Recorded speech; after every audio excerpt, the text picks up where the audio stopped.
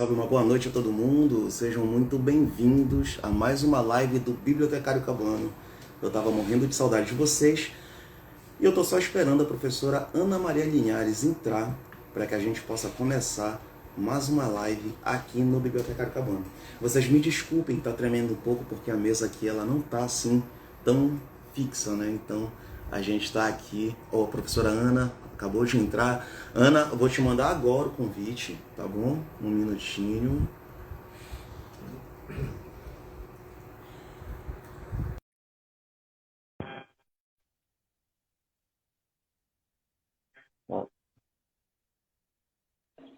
Oiê, Oi.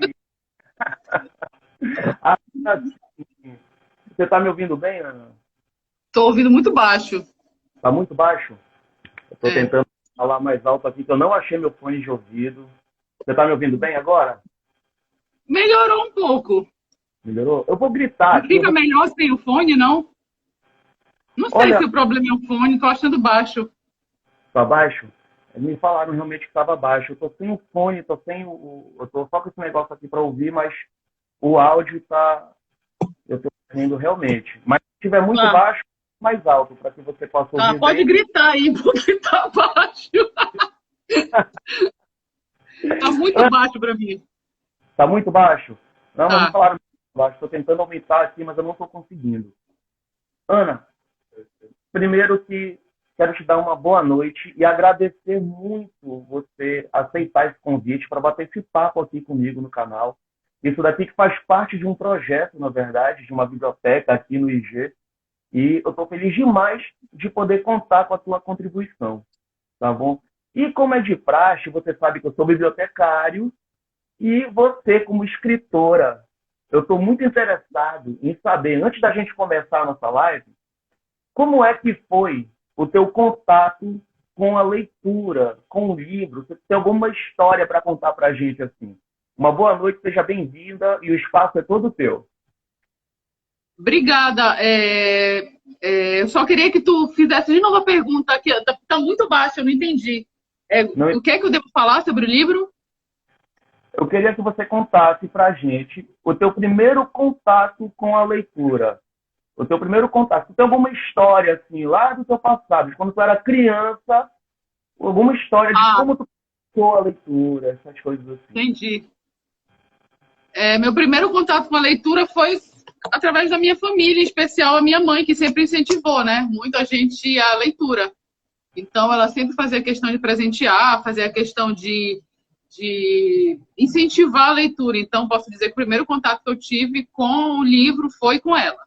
Então, ela sempre presenteava a gente com livros, sempre fazia questão de fazer uma grande festa com relação à associação da gente com a escola, com a literatura, com a biblioteca, com o saber. Então, foi na minha família, em especial com a minha mãe. Perfeito, ótimo. E tu consegue te lembrar? Tu tá me ouvindo melhor agora? Perfeito, Melhorou, não estava te escutando praticamente nada. maravilha. Então, assim, tu falou da biblioteca, do livro, da leitura. Tu consegue te lembrar de alguma história específica em relação à biblioteca, com a escola, alguma coisa assim? Não. A única coisa que eu consigo lembrar é de um livro que eu ganhei da minha mãe quando eu era criança, do Mário Quintana, para as crianças. É a única memória assim, que eu tenho de livro, especificamente. E depois outros livros, como O Pequeno Príncipe, que a gente já conhece, né? Ah, Que toda criança da clássico. minha geração ganhou. Mas eu lembro desse livro especificamente, do Mário Quintana. Para Ah, crianças que maravilha. ela deu para a gente de presente, eu me lembro dessa literatura, assim, né? Eu tô dando uma boa noite aí pra galera que tá entrando. O Breno Pauxis também, que é da área de letras aí, grande professor. Essa galera todinha que tá entrando aí também, muitos amigos teus, né, Ana? Muita gente Aham. boa aí acompanhando. Ana, agora eu queria aproveitar, já que a gente falou um pouquinho assim dessa pequena introdução, agora eu quero entrar no tema da nossa live. Eu acho muito interessante porque eu venho te acompanhando há um certo tempo já e eu não conhecia ainda você, não conheço pessoalmente, né? Só naquela vez que a gente que eu fui buscar o livro contigo, mas assim, eu acho muito interessante as tuas crônicas, da forma como você vem produzindo. Estou muito Fala interessado. só um pouquinho perto do... Aqui, Isso. melhorou? Perfeito. Pronto. É porque hoje estou todo no improviso aqui. Então, Tá. assim, eu achei muito interessante a forma como você vem construindo as crônicas, a forma como tu escreves, a forma como você conseguiu colocar aquilo no livro. E eu estou muito interessado porque você falou que o segundo livro está melhor que o primeiro, né? Então, Aham. assim, eu queria que você colocasse para eu sei que você já falou em algumas outras lives que você participou, mas para ficar salvo aqui, eu queria que você contasse para a gente como foi, como surgiu a ideia de escrever essas crônicas e publicá-las. Sim. Quando eu falo que está melhor, não que o primeiro livro esteja numa condição seja ruim, não. Mas é Uhum, porque eu acho que para quem escreve, eu acho que a escrita também tem uma coisa do progresso, né? De escrever melhor, de ter outras leituras que tu possa fazer conexão com aquela escrita atual, com crônicas. Então, não que esteja ruim, né, esse livro aqui, que é o do Facebook uhum, para a sala de aula, mas com os anos eu fui lendo outras coisas que tinham a ver com o feminismo e foram me abrindo outras perspectivas para escrever o outro livro, que é Reflexões Feministas em Crônicas. Inclusive, esse livro aqui nem é mais vendido pelo Espaço Acadêmico. A editora não existe, ela está agora com outro nome, né? E eu estou pensando em algum tempo tentar uma segunda edição numa outra editora e, quem sabe, na Voz de Mulher, fazendo com que seja revisado e tenha outras crônicas, né? E o que mais? Assim, como surgiu a ideia de publicar as Ah, sim. crônicas? Sim, sim. Eu já escrevo crônicas há muito tempo, né, nas redes sociais. Antes do próprio Facebook, já escrevi a crônica no Orkut. E como eu já trabalho com movimento social há muito tempo, já sou feminista há muito tempo, eu tinha muitos seguidores, eu tenho um perfil no Facebook onde eu escrevo, e no primeiro perfil eu tinha muito mais gente. Eu tinha o perfil que a gente chama que é o perfil com o número máximo, né? Uhum, De seguidores. E eu senti um feedback muito interessante das pessoas que liam, em especial das minhas alunas e alunos, que eu já fui professora da SEDUC antes de estar na universidade. E eu achei que seria interessante, e eu comecei a perceber que aquelas crônicas eram importantes, porque eu escrevia não pensando em que as pessoas iam dar um feedback dessas crônicas, ou então que elas seriam interessantes para o ensino de história, mas eu escrevi aquelas crônicas porque é uma forma de desabafo mesmo nas redes sociais. E quando eu vi que isso tinha um retorno legal com quem lia, em especial alunas e alunos, eu resolvi pensar numa publicação em forma de crônica, e eu fiz isso com o primeiro livro, né? Que é o do Facebook para a sala de aula, que eu fiz sozinha. E aí depois, com os anos, eu fiz amizade com outras mulheres, também cronistas, que escreviam sobre feminismo, que a gente pensou na publicação do segundo livro, que foi com a Bárbara Sordi, que é a minha amiga psicanalista. perfeito. Eu achei muito interessante a última live que vocês participaram, que eu pude acompanhar, que foi justamente com a... Ai, meu Deus, esqueci o nome dela. Que era da editora Voz de Mulher, A que estava Thelma. a Thelma, né? Aham. Gente finíssima. E assim, eu achei muito interessante conhecer a forma como vem sendo tratado o tema, a forma como vocês escrevem, a forma como vocês observam. E a gente consegue identificar isso, né? Que, na verdade, todas as mulheres passam, né, pela mesma situação. É incrível como a gente consegue identificar todos são parâmetros, não sei se a gente pode colocar como parâmetros, esse comportamento masculino que acaba sendo nocivo para a mulher. Daí eu ia te perguntar há quanto tempo você escreve e aproveitar essa pergunta para te perguntar se você percebe ou percebeu alguma mudança com relação ao comportamento de um modo geral, ao comportamento dos homens para com as mulheres. Essa eu não sei te dizer de forma precisa quanto tempo eu escrevo.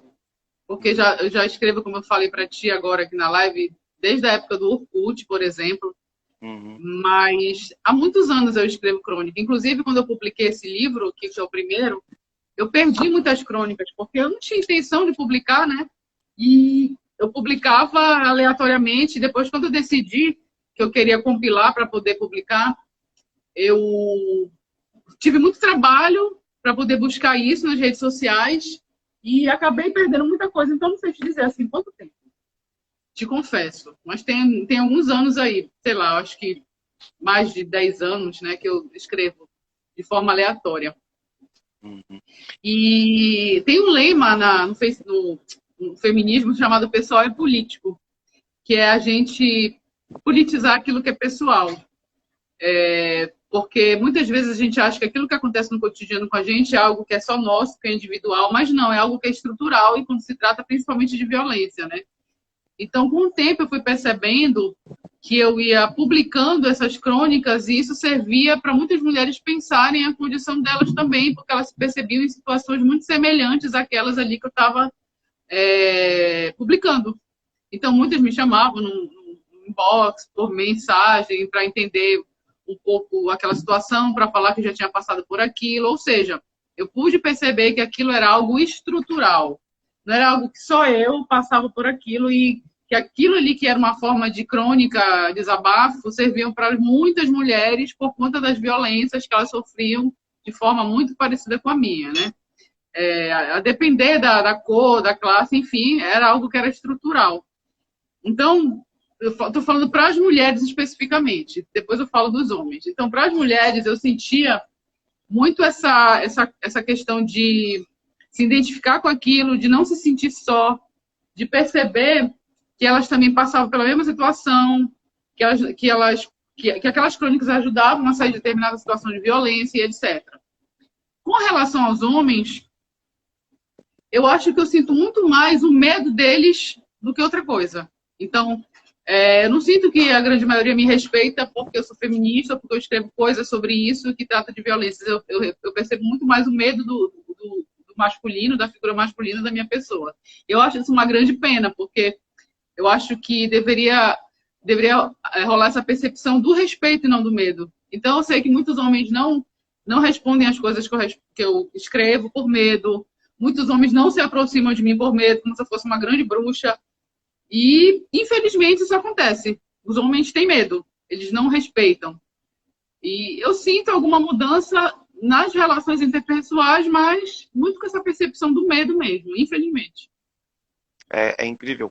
Durante o período que eu estava aguardando, né, que a gente fez o anúncio da live e tudo mais, eu coloquei algumas perguntas aqui, né, eu até fico pensando, desculpa, eu tenho 2 perfis, né, no Instagram, o perfil pessoal, onde eu coloco só minhas bobagens, e esse perfil aqui, que é o que eu estou usando aqui para esse projeto.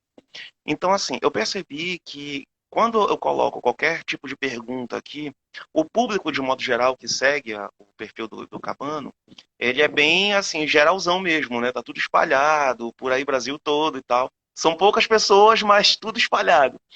E eu percebi que algumas respostas para as perguntas foram muito parecidas, sempre no mesmo sentido, né? Uma moça que estava na época do estágio, sofreu assédio do cara lá, que era o supervisor, coordenador lá do estágio dela. Então, assim, não foi só uma, foram várias. E eu fico percebendo, daí eu me lembrei, né, das crônicas que você fez, todas as coisas que você estava relatando ali, nas conversas que eu tenho com as minhas amigas e nas coisas que a gente vai observando mesmo, sempre dizem as mesmas coisas, observam as mesmas coisas. E não é de hoje, né? Como você mesmo falou, já são mais de 10 anos escrevendo, fazendo crônicas, e as reclamações continuam as mesmas. Então, assim, a percepção que a gente tem, de um modo geral, é que nada mudou ainda, né? Continua a mesma coisa. E a gente, daí eu já vou trazer para nosso contexto aqui, né? Contextualizando. O que está acontecendo hoje no Brasil, com a ascensão de um certo conservadorismo, né, que a gente vê aí na figura do presidente e dos seus apoiadores, e tem ainda um agravante que foi da pandemia, onde as pessoas ficaram ali, né, mais restritas, né, ficaram presas dentro de casa, aumentou o número de violência, no caso de agressões físicas contra a mulher, porque a violência são vários tipos de violência, né? Então, assim, agora a agressão física aumentou muito nesse período. Como é que tu consegues sentir esse termômetro, sendo que você publica essas crônicas e as mulheres se identificam com aquilo que você escreve? Você conseguiu perceber isso perto de ti, né, no caso? Ou não? Foi uma coisa assim, mais de alguém contou e tudo mais, porque a gente sabe que teve um aumento muito grande. Mas isso chegou perto de ti, assim, com as pessoas conversando contigo, pedindo ajuda, coisa assim? Alan, a tua internet ela cortou um pouquinho. Tu falaste da pandemia, aí início da tua pergunta não entendi. Com o início da pandemia, a gente percebeu que aumentou o número de violência contra a mulher. Daí Aham. a minha pergunta foi, essa violência chegou aos teus ouvidos, né, ao teu canal, através das crônicas que você escreve, né, das publicações que você faz, ou foi mais uma coisa assim de terceirizada, né? Você ouviu falar de toda, porque a gente sabe que houve um aumento Uhum. muito grande, foi significativo demais. E eu queria saber assim de ti, qual é a tua percepção diante desse cenário? É, eu não preciso nem sair de casa, eu sou mulher, né? Então, Uhum, eu mesmo percebo isso, não com relação à questão da associação com o homem, quando a gente pensa e fala de violência também de gênero, a gente faz logo essa associação, mas com a sobrecarga de trabalho, né? Com relação à pandemia, porque tu está dentro de casa, tu te sobrecarrega e as pessoas acham que tu tens que dar conta de tudo, né? Por conta de tu estar na tua casa, as pessoas te violentam, elas procuram o final de semana para tu dar com demanda de trabalho, depois do horário comercial, sábado, domingo, isso é uma forma de violência. E no meu caso, se agrava menos, mas com outras mulheres que têm filhos, né, que têm família, que têm companheiros, as coisas elas ficaram bem piores, né, por conta dessa pandemia e por conta desse confinamento. Então, os trabalhos domésticos aumentaram, dobraram. Existem estudos que falam muito sobre essa questão do trabalho doméstico. Uma grande pensadora italiana, Silvia Federici, ela vai falar sobre isso. O quanto o trabalho doméstico ele beneficia o Estado e o patriarcado, porque enquanto as mulheres estão dentro de casa trabalhando, limpando a casa, lavando o banheiro, fazendo comida, o capitalismo ganha com isso, porque o cara está lá, né, na fábrica, no seu trabalho, gerando lucro para o capital, e não é nem para a família, porque quem trabalha numa empresa, quem trabalha no capitalismo, não tá gerando lucro para si, mas para o capitalismo. Então, existe toda uma teoria que fala sobre isso, né, sobre essa violência dentro do ambiente doméstico, do acúmulo do trabalho, em que o Estado deveria pagar o salário para as mulheres trabalharem e cuidarem dos seus filhos, cuidarem da casa, que é um trabalho gratuito e muito estafante. Então, isso é um exemplo de violência, né? E sim, escutei muitos relatos de muitas mulheres violentadas das mais diversas formas na pandemia, de forma simbólica, ou psicológica, ou física, de muitas mulheres que já sofriam violências muito fortes dos companheiros e com confinamento tiveram que ficar em casa e sofreram muito mais, e que muitas, inclusive, se separaram nesse período porque não deram conta de estar juntos no mesmo ambiente, porque no ambiente normal as pessoas estão cada um no seu ambiente de trabalho, estão afastadas, mas no momento de confinamento, que elas estão juntas ali, as violências se agravam. Eu escutei muitos depoimentos, sim. É triste, né? A gente fica vendo. Se a gente passar uns 2 minutos assistindo o jornal desses locais, a gente percebe um número mesmo que é alarmante, é triste. E na tua percepção, Ana, como é que está o diálogo entre a academia e a comunidade externa no que tangencia, né, essa temática? Tu acha que está conseguindo alcançar? É um diálogo muito pequeno ainda. A academia ela é um espaço muito conservador. A academia, a universidade é um espaço muito racista, muito classista, muito machista. É um espaço de egos, né? A academia é um espaço de doutores, é um espaço de pessoas com títulos. Então, quanto mais títulos, mais o ego é muito maior e tem essa dificuldade do diálogo. Por mais que se fale em extensão, a academia tem dificuldade enorme de dialogar com a comunidade, com a sociedade. Então, o espaço é muito pequeno, o diálogo é muito pequeno. Uhum. Inclusive, dentro da própria teoria, dos projetos feministas, né? Muitas vezes nós somos obrigadas a ler textos de pesquisadoras e filósofos que a gente mal entende o texto.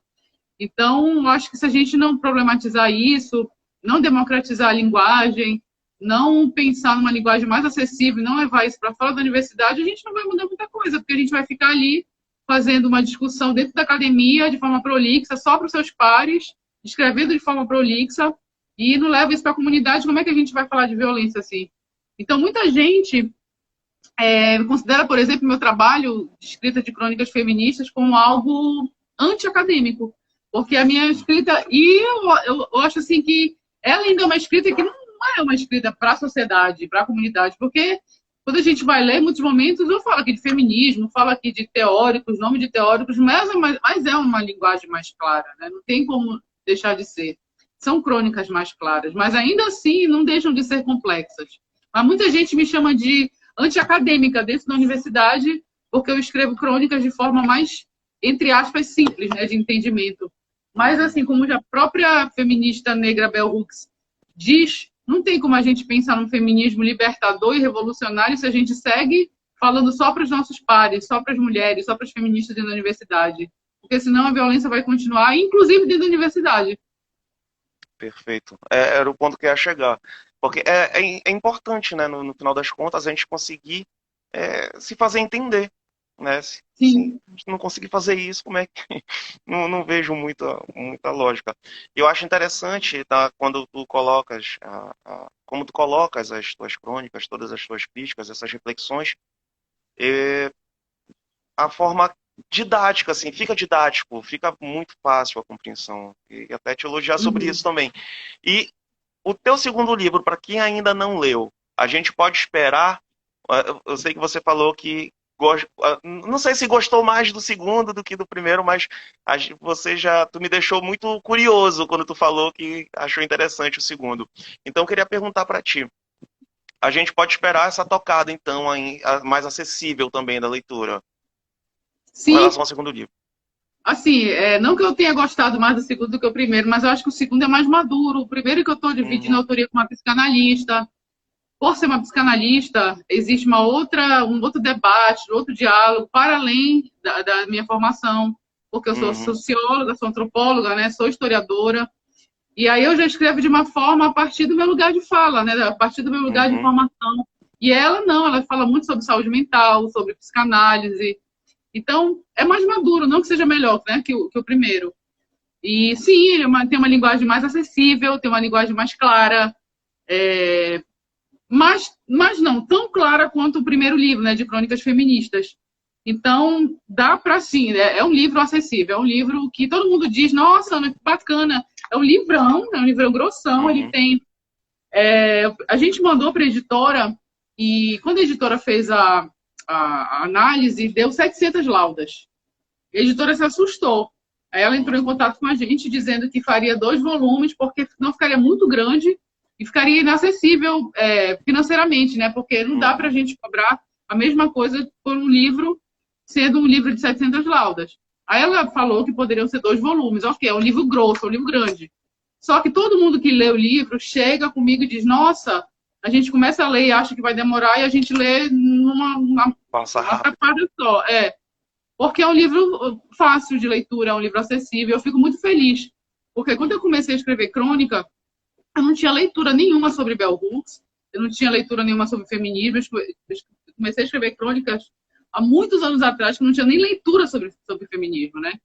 E depois, com os anos, eu fui começando a pesquisar. Hoje eu estou na universidade com um projeto de pesquisa sobre mulheres, feminismo e ensino de história. Eu fui me dando conta que as grandes pensadoras, que são pensadoras que têm meu respeito, que têm minha admiração, fazem questão de falar da democratização, né, da escrita feminista. Então, eu me dei conta que a minha escrita feminista era uma escrita que democratizava aquilo que eu achava que era importante que as mulheres soubessem. Perfeito.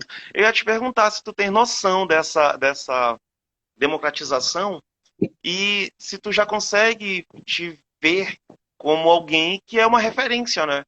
Eu não sei, assim, acaba sendo uma referência, até pela forma como é simples a linguagem.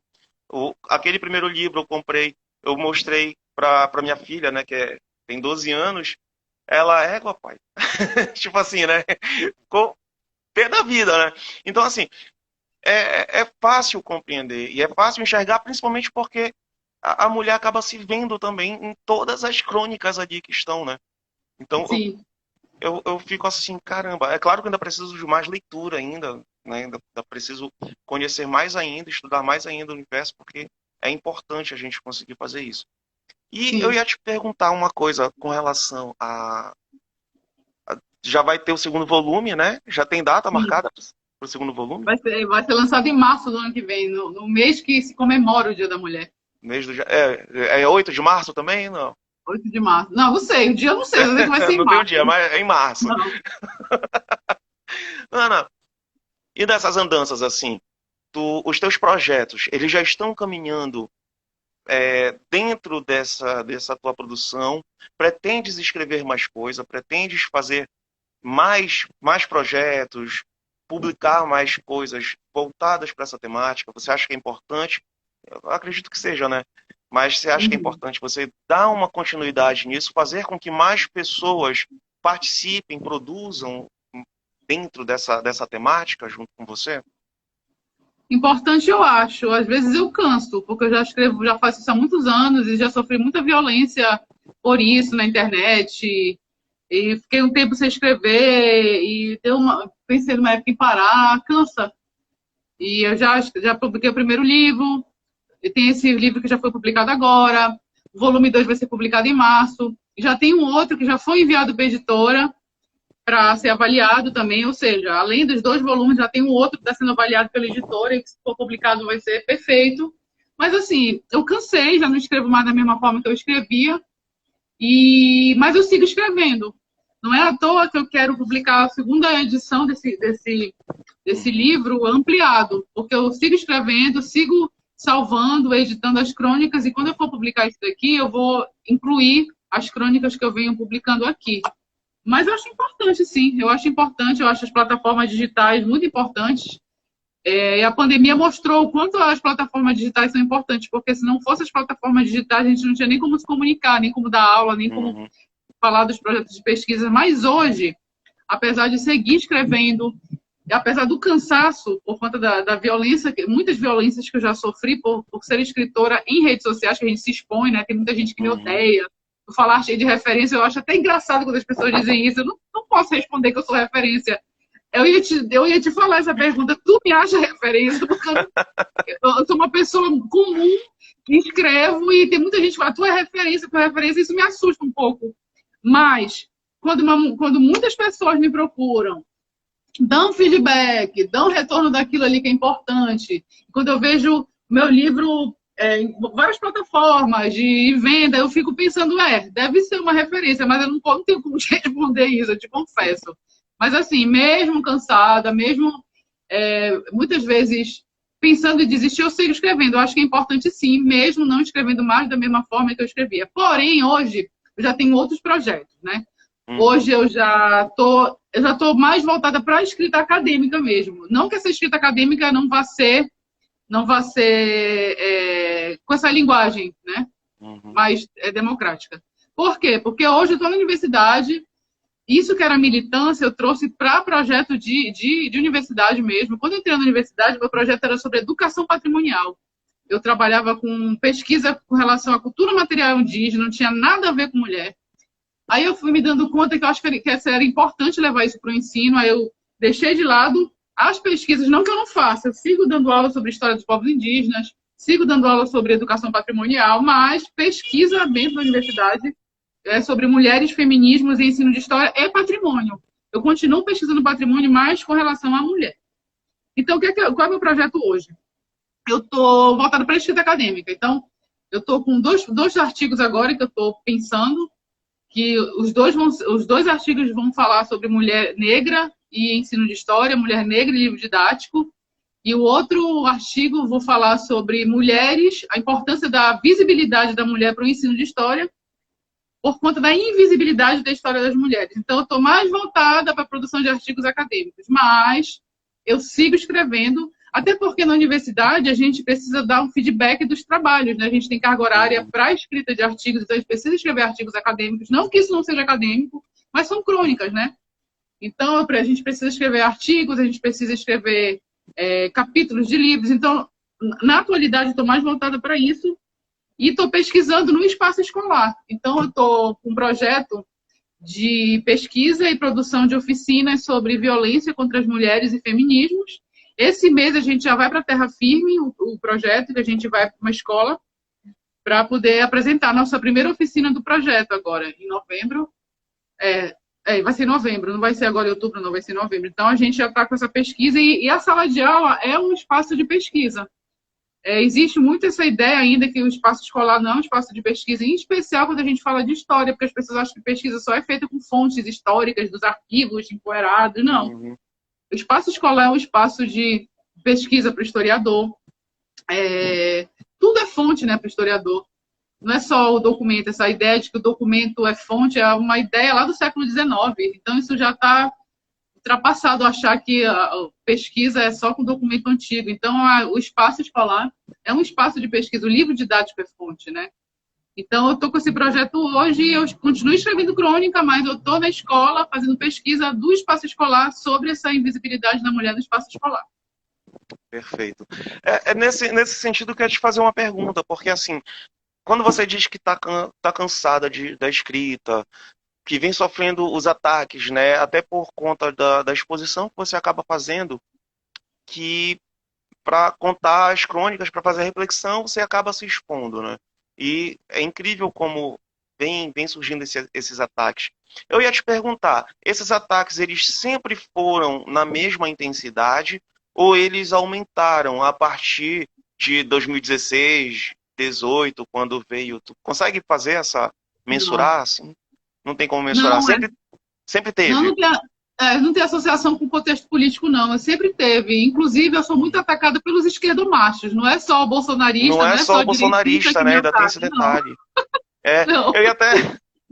A gente acaba... Eu acho que é até um erro, né? Que a gente acaba fazendo como se a esquerda fosse perfeita, não tivesse motivo de estar criticando, né? A gente tem muita homofobia dentro da esquerda também, muito machismo, muita coisa ruim da mesma forma como tem da direita, só que da direita é um pouco pior, né? Então, assim, não sei nem se... Alan, não sei nem se é um pouco pior, acho que são similares. Eu acho que o machismo do homem de esquerda é completamente igual ao machismo do homem de direita. Acaba sendo a mesma coisa. Horrível isso. Então, assim, eu não vejo diferença. Não tem um período histórico ou um momento político que eu me senti mais violentada ou menos violentada, não. Eu sou violentada e independente do contexto. Por isso que eu abri uma segunda conta, que eu tinha uma primeira conta, que a gente estava falando de virtualidade, né? Que essas crônicas são postadas no mundo virtual. Então, eu tinha a primeira conta que era insuportável, e eu recebia muita mensagem, foto de pênis, homem me assediando, homem me xingando. Aí eu resolvi abrir a segunda conta e que de uma forma ou de outra eu tenho um certo controle ali da violência que eu sofria, né? Então tem muita gente que pede adição ali, eu não adiciono, eu não exponho mais minha vida pessoal como eu fazia no primeiro perfil. Tu que está lá me seguindo, observas que eu exponho muito mais o trabalho, ou bobagem, ou meme, ou crônica, ou faço uma piada, mas a vida pessoal eu exponho muito pouco ali, por mais que não pareça, que as pessoas confundem muito, né? Elas acham que tudo que elas veem na rede social é o que as pessoas estão fazendo, estão dizendo, e não é. E hoje eu já consigo me blindar, mas é porque eu tento me proteger, não que o mundo tenha mudado, ou que os homens estão mais legais, pelo contrário. Como eu falei para ti agora, logo no início da live, eu sinto que existe muito mais um medo do que o respeito. Então, eu tenho 2 perfis, um de imagem, que é o Instagram, e um que eu escrevo crônicas. Então, muitos homens não dão conta de estar ali e de lerem o que eu escrevo. Então, muitos me deletam lá, mas continuam me seguindo no Instagram, porque eu só posto foto. Para estar lá seguindo e curtindo as minhas fotos de biquíni, as minhas fotos dançando, estão nos stories reagindo, mas no Facebook eles deixam de me seguir. Ana, fazendo o que você sabe fazer de melhor, dando aula. Te amo, Clay. Então, muitos homens estão ali no Instagram, mas não dão conta de ler as crônicas no Facebook. E é muito, muito incrível, isso é muito louco. Parece que são duas pessoas, né?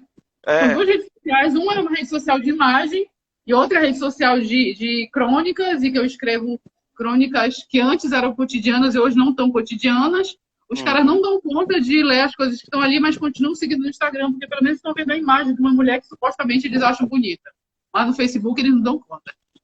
Eu estava pensando se eu te fazia uma pergunta mais ou menos nesse sentido.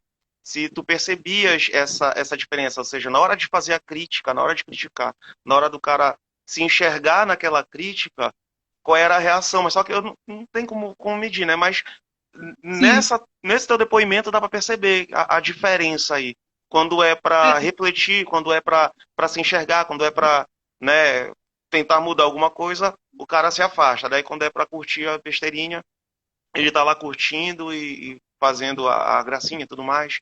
É muito parecido, não sei se tu chegaste a acompanhar algum trabalho que falava sobre os grupos, né, de futebol e tal, masculino e tudo mais.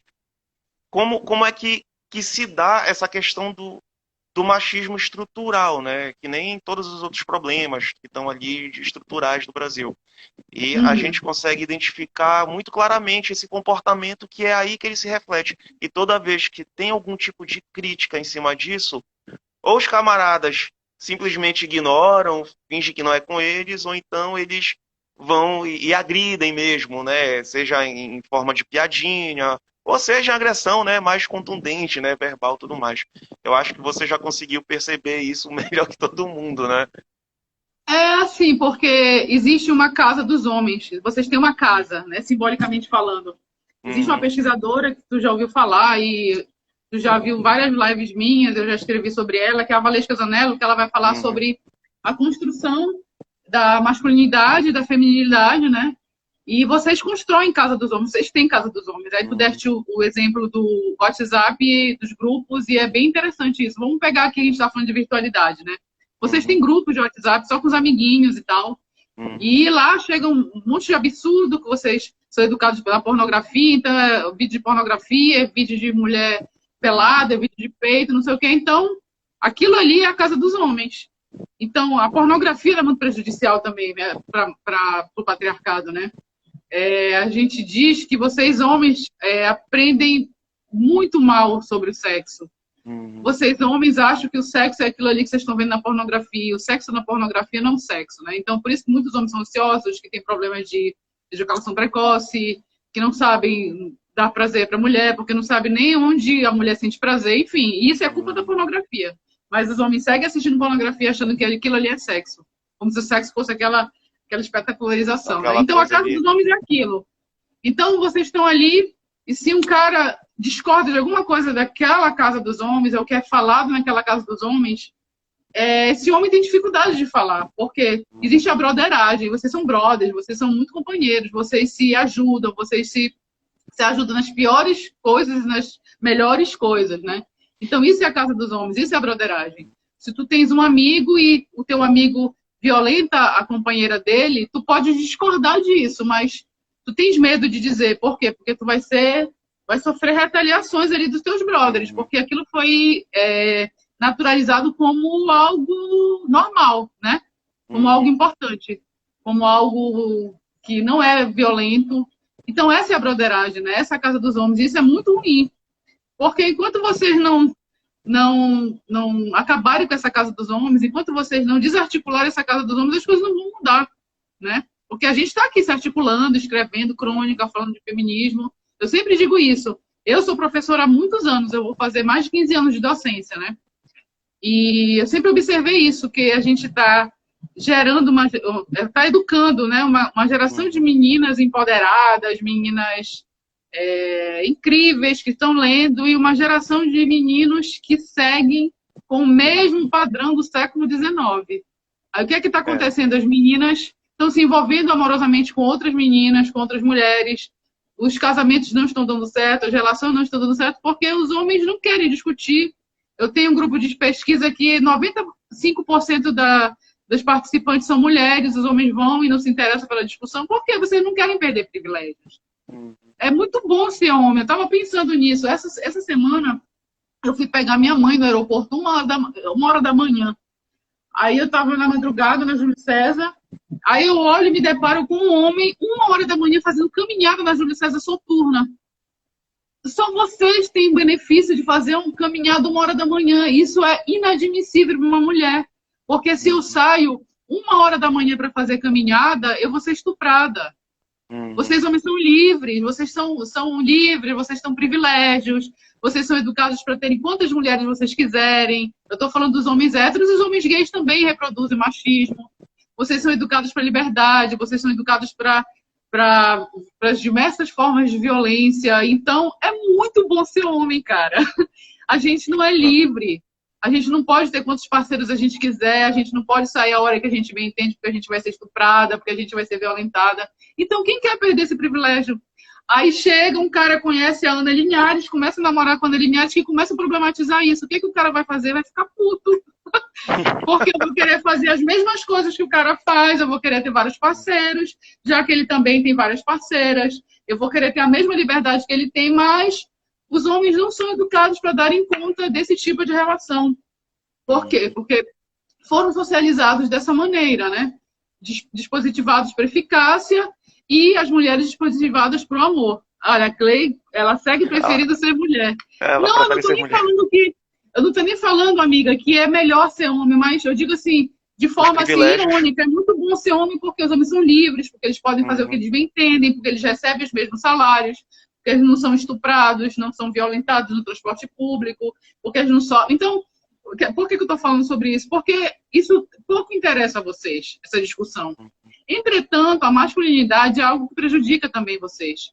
Porque se vocês forem fazer pesquisa sobre masculinidades, vocês vão ver que os homens sofrem de depressão por isso, de ejaculação precoce por isso. O homem perde o emprego, ele fica depressivo porque ele foi educado para eficácia, ele precisa ter dinheiro para poder sustentar sua família, ele perdeu o emprego, e agora? Ele deprime, ele se mata, né? Então, a masculinidade é muito prejudicial para vocês também. Por outro lado, se a gente for colocar na balança, o patriarcado ele é muito pior para as mulheres e vocês são cheios de benefícios. Então, ninguém quer perder privilégio. Uma vez eu já pensei sobre isso. Se eu fosse homem, como é que eu ia encarar isso, né? Será que para mim seria importante perder esse monte de privilégio, ter várias parceiras? E por isso que é muito comum a gente escutar o homem dizendo: ai, meu Deus, eu tenho mãe, eu tenho mulher, eu tenho filha, então eu estou preocupado porque eu tenho uma filha. Então muitos caras têm filhas e falam: ah, agora eu vou mudar porque eu não quero que minha filha passe por isso. Entende, sabe? Essa questão é muito fácil ser homem. Eu já ouvi isso. Né? Eu ia te falar, foi muita coisa, né?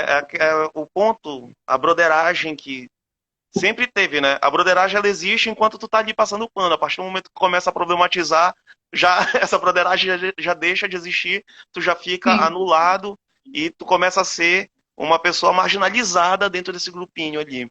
É incrível, e isso não é assim, são vários grupos, eu fiz esse experimento próprio, vários grupos, dentro da universidade, os grupos fora da universidade, onde a gente vai procurando problematizar o comportamento, as coisas que a gente vai identificando, aquilo começa a incomodar de uma certa forma, às vezes velada, né, às vezes não, mas sempre eles vão afastando, ou seja, não há um interesse de um modo geral de realmente mudar, de refletir, de tentar melhorar tudo mais. E tu colocaste um ponto importante, né? Porque a gente tem filha, porque a gente tem mãe, né? E tudo mais, a gente começa a querer mudar. Geralmente eu ouço muito, não, porque eu tenho filha agora, daí eu vou apoiar o feminismo porque eu não quero que as minhas filhas passem pelo que a maioria das mulheres passam, né? Sim. E isso daí é meio que é uma utopia, porque a gente vê que, como tu mesmo colocaste, as mulheres estão se empoderando e os meninos ainda vão seguindo aquele padrão, né? Aquela coisa ali, parece que é americanizada mesmo. E eu fico te perguntando assim, na posição de educadora, de uma professora, de alguém que está ali junto, né? Na formação, né? Trabalhando com pessoas que vão trabalhar com formação desses jovens. A gente pode esperar alguma coisa no sentido de projeto, alguma coisa. Eu sei que o diálogo ele vem existindo, vem sendo construído. Só que ao mesmo tempo parece que é muito forte também, né, mudar esse paradigma do que a gente tá vivendo, de todo esse machismo, de tudo isso, toda essa estrutura, né, patriarcal. Como é que tu enxergas isso? para se manter de uma certa forma também saudável, né? Como uma pessoa que está ali fazendo a sua parte.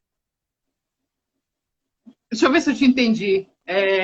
Tu perguntas se os projetos de educação vão trazer mudanças, é isso? Não sei se eu entendi bem. Como é a tua visão dentro da academia, né? A tua visão já como cidadã, né? Que faz parte de uma academia que trabalha, né? Para que isso venha sendo construído, né? Mas, ao mesmo tempo, encontra um paradigma, né? Muito forte, que é desse machismo, toda essa estrutura, né? Patriarcal aqui fora. Então, se os projetos de educação, se eu vejo todo esse trabalho... Como é a tua visão para se manter, de certa forma, sã também, né? Assim, difícil. É difícil. É difícil se manter sã. Não é à toa que, como eu já te falei aqui, eu canso de escrever, porque são muitas violências, né? É muito cansativo, é muito difícil. Mas eu sigo com raiva. Eu uso a palavra raiva porque é uma expressão que é muito utilizada pela Bell Hooks. Ela fala que nós, mulheres, em especial mulheres negras, precisamos da raiva.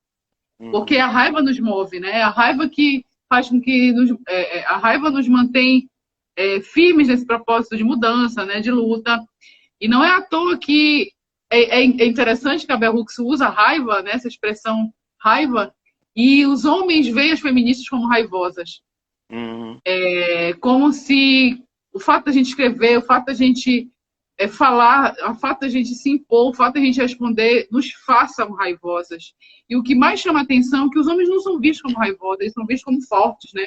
Nossa, esse homem se posiciona, nossa, esse homem não se cala. Não, mas a mulher que tem o mesmo comportamento, ela é vista como raivosa.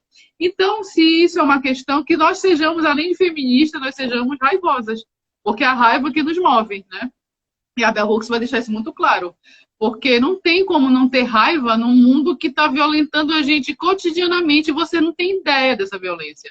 Vocês podem ler a crônica da Ana Linhares, podem ler a crônica da Bárbara Sordi, podem ser pró-feministas, mas vocês não têm ideia do que é ser mulher.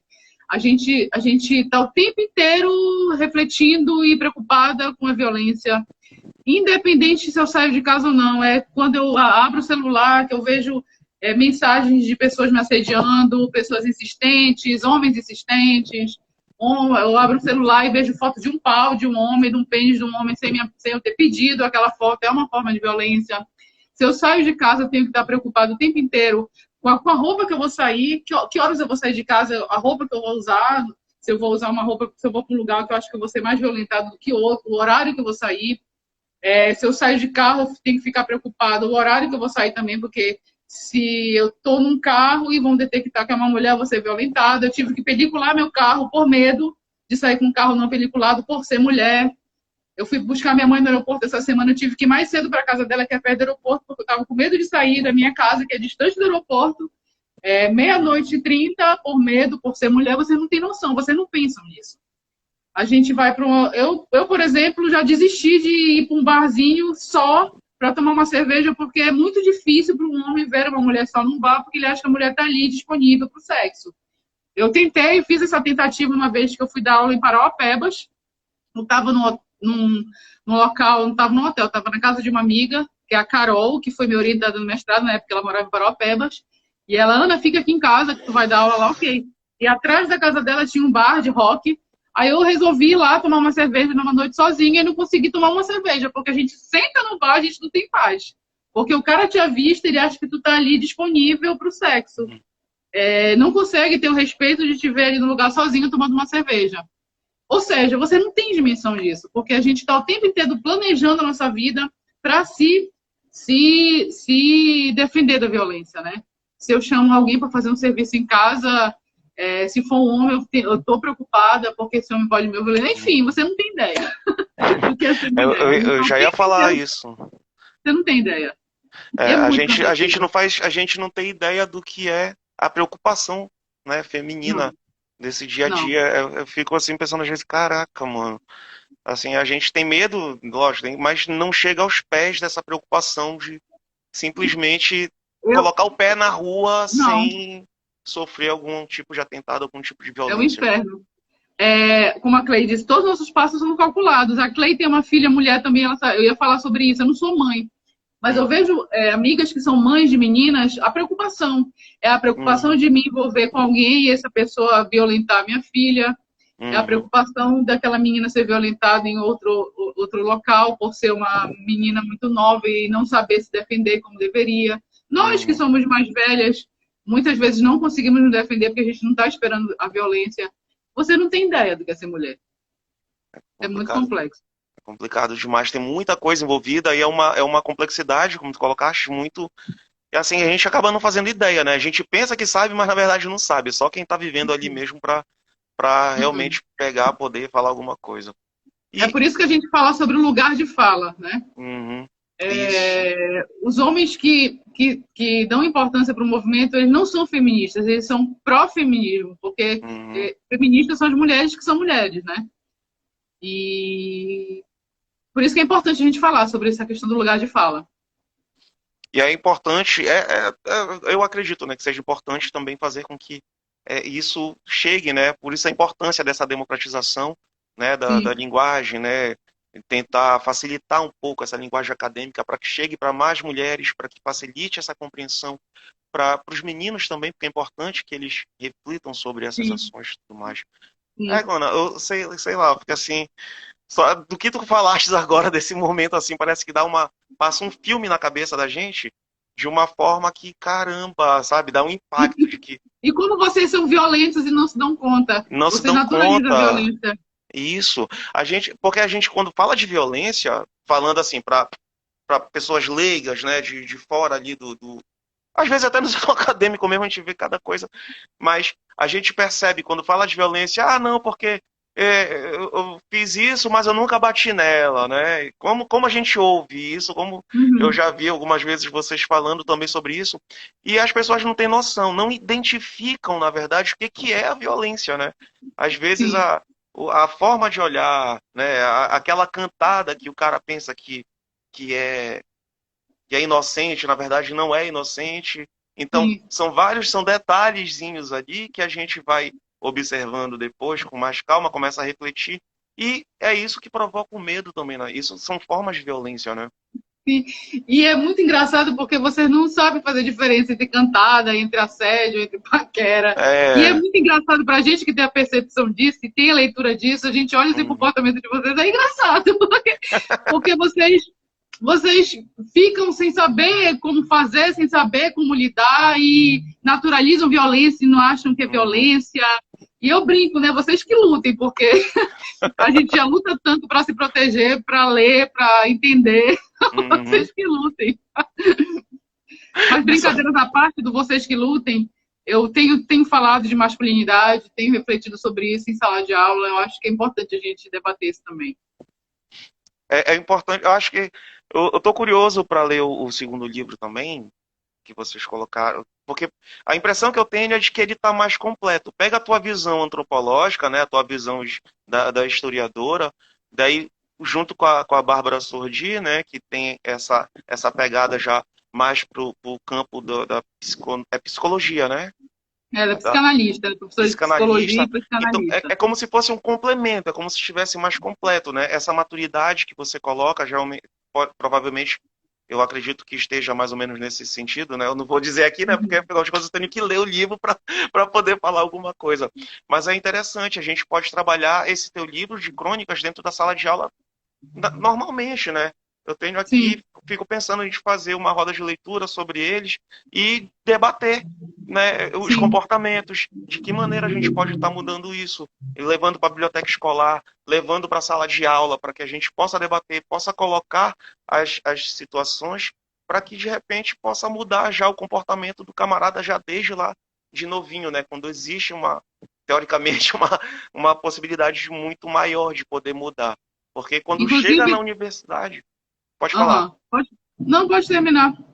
Porque quando chega esse debate, parece que na universidade, parece que é aquilo, né? O ego inflado faz com que o cara, não é assim, pronto, acabou. Né? O cara se acha o certo, fica mais difícil, parece que mudar essa percepção do camarada lá. Diferente, eu acredito, na sala de aula, né? Não sei se é assim que vocês pensam. Já tem uma escola na Terra Firme que tem um projeto na biblioteca de leitura que eles já fazem, né? A discussão desse livro.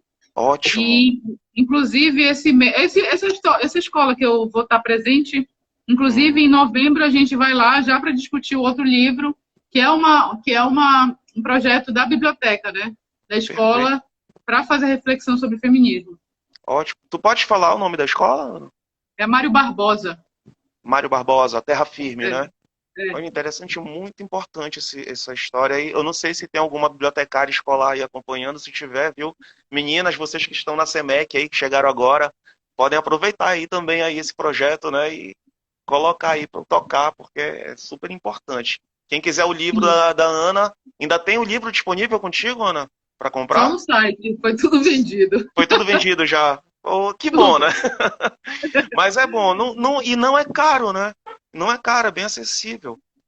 O valor do livro está R$ 53 no site. Eu fiz pedido de 4 livros que me pediram.